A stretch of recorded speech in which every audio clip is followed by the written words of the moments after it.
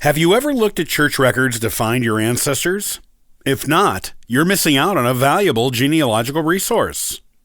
On today's episode of the Ancestral Findings Podcast, I'll show you what you need to know when researching church records in the U.S.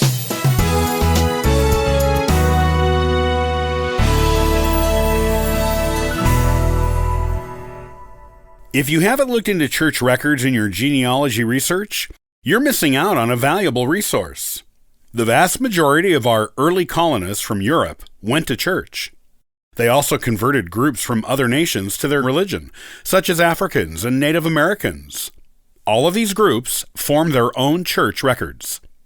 Sometimes they worshiped together, and sometimes separately, but they always kept records. Some churches kept better records than others, but they are definitely a resource you shouldn't ignore. You may find a lot of information, or you may only find a little. Whatever you may find, it will tell you new things about your ancestors, the lives they led, and who they were. Here are the things you need to know about researching church records in the United States. Look in areas where your ancestors lived. This is a good way to start researching church records, particularly if you don't know your ancestors' religion or denomination. Searching all of the available church records from where you know they lived during the time period you know they lived there may reveal the religion they followed, as well as important vital statistics and relationship information for them. Most church records in the United States don't go back beyond the early 1700s. This is because most of the religious immigrants prior to this were Puritans or Pilgrims. Those who came to Virginia were either not religious or members of the Church of England. In the New England colonies, where the Pilgrims and Puritans came, only those who were official members of the church could own land, be a public officer, or vote. If you don't see your ancestors' name in any official town records prior to 1700 in New England, they were probably not church members, though everyone who lived in the colonies in New England was required to attend church, whether or not they were members. In Virginia, you will also likely find municipal rather than church records on your ancestors prior to 1700. Around 1700, many denominations of Christianity had become common in all of the American colonies. Some of these groups were smaller and closer knit than the others. Quakers, Anabaptists, Presbyterians, Catholics, Mennonites, and more began collecting church records.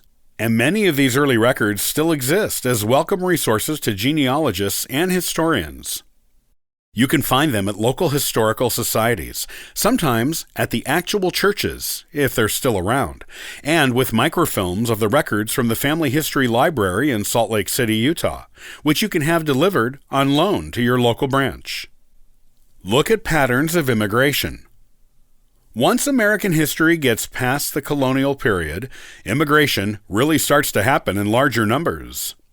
You may have to follow the trail of your ancestors' family through time to discover the next place they lived that has church records available.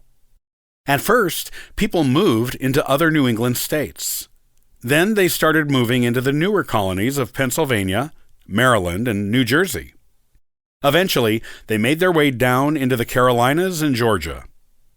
With African churches in America, the migrations happened largely after the Civil War, and many of these immigrations were northward. Many went to the new Midwestern states like Ohio, Indiana, and Illinois, where others headed to Western territories. There were some who also went to the Mid-Atlantic and New England states. Their church records will be wherever they went or where they stayed.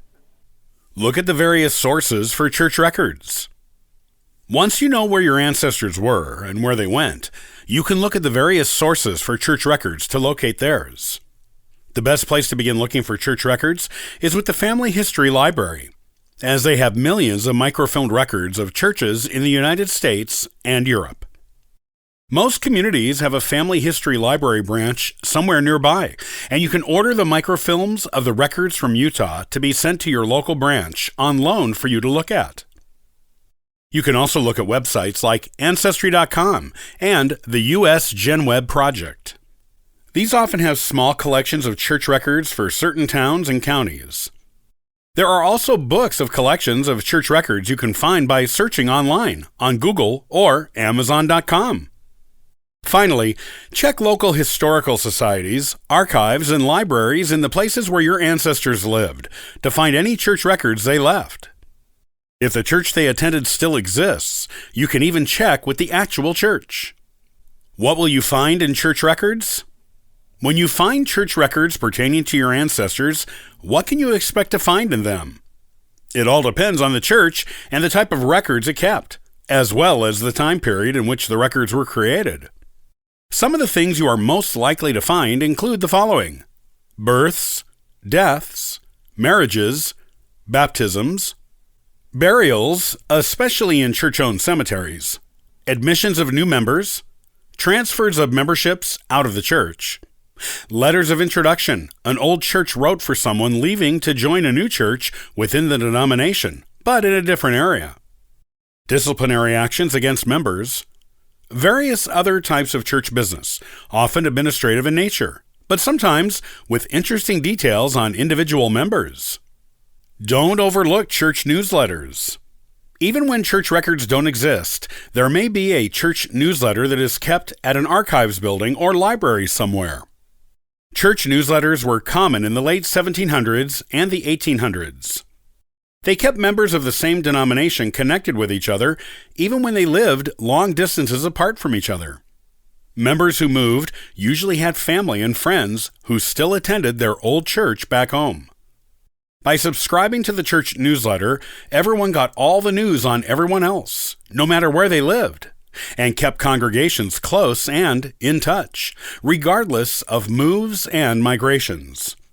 As an example, Ancestry.com now has an index of obituaries that were published in the Southern Christian Advocate, a Methodist church newsletter published in South Carolina and Georgia in the mid to late 1800s. The originals are kept at a South Carolina university, and Ancestry provides the contact information to get the full obituary. This newsletter not only provides important information on members, it acts as a vital records substitute for many counties in South Carolina and Georgia, where the courthouses burned, taking important information on their 18th and 19th century inhabitants with them.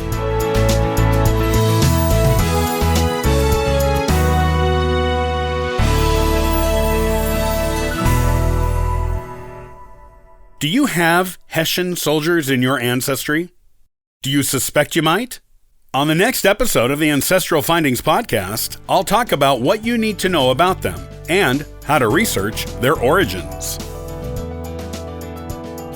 To learn more about genealogy and sign up for our weekly giveaway, visit ancestralfindings.com. Copyright by Ancestral Findings, all rights reserved.